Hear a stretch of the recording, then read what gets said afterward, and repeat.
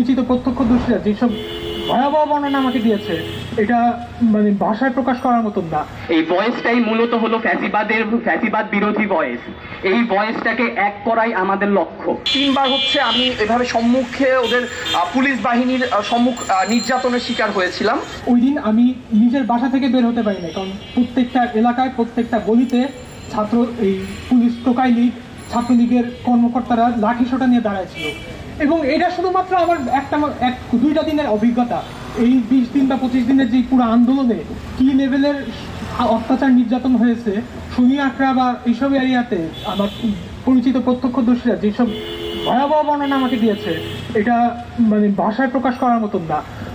আমার এক প্রিয় বন্ধু এই জুলাই হত্যাকাণ্ডের বিভিন্ন বিষয় নিয়ে পর্যালোচনা করে দেখলো যে বিভিন্ন ওই এলাকায় বিভিন্ন ডাক্তাররা রীতিমতো ট্রমাটাইজড, যাদের তারা ইন্টারভিউ দিতে পারতেছে না যে কিভাবে একটা শহীদদের এই রেকর্ডগুলো নিয়ে যে কথা বলবে, সেই কথা বলার মতন অবস্থা নেই।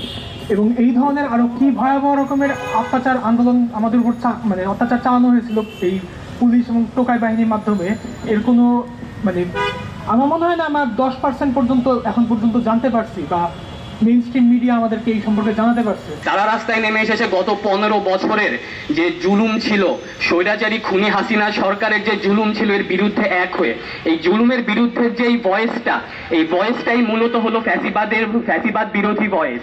এই ভয়েসটাকে এক করাই আমাদের লক্ষ্য।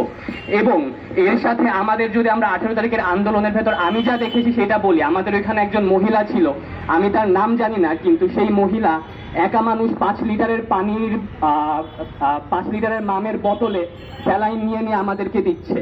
তার তো কোনো স্বার্থ নেই, তার তো কোনো উদ্দেশ্য নেই, তার তো কোনো কিছুই নেই এই আন্দোলনে। কিন্তু সে কেন এসেছে?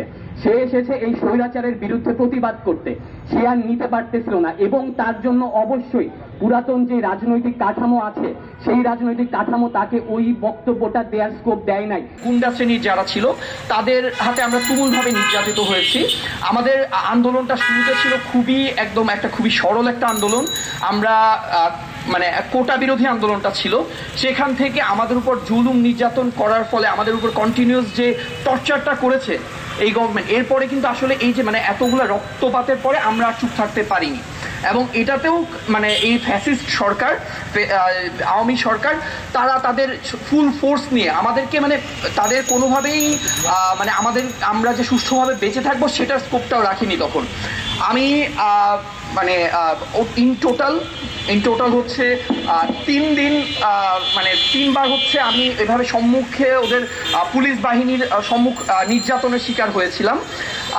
মোটামুটি আমাদের মানে যে কোনো আন্দোলনের মধ্যে যখন মারামারি হয়, সেটা যদি স্টুডেন্টদের সাথে যদি ছাত্রলীগ টোকাই লীগ ওদের সাথে যদি হয় তবুও একটা কিছু করতে পারি, কিন্তু সরকার বাহিনী তারা ওয়েল ইকুইপ, তাদের কাজ করার হচ্ছে টেরোরিজমের এগেনস্টে, কিন্তু না, তারা কোমলমতি শিক্ষার্থীদের এগেনস্টেও সরকার তাদেরকে ব্যবহার করতে কোনোভাবে কিছু বা হয়নি।